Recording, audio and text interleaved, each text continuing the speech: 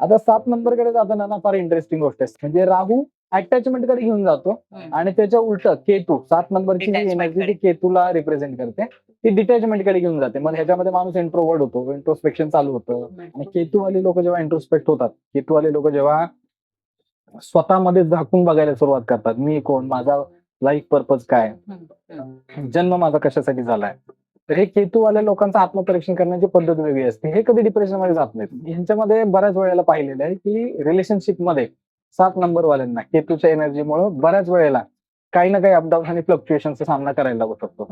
आणि नुसते रिलेशनशिप मध्ये नाही तर हेल्थ रिलेटेड गोष्टीमध्ये सुद्धा यांना प्रॉब्लेम ते येतात. पण परत मी काय म्हंटल मगाशी, कुठली गोष्ट एकदा आहे तर ठीक आहे, 2 पेक्षा जास्त वेळेला जर ती रिपीट झाली तर त्या गोष्टीचा धोका हा वाढतो. एकदाच नंबर आलाय 7 तुमच्या ह्याच्यात, सगळ्यात चांगलं उदाहरण धोनी.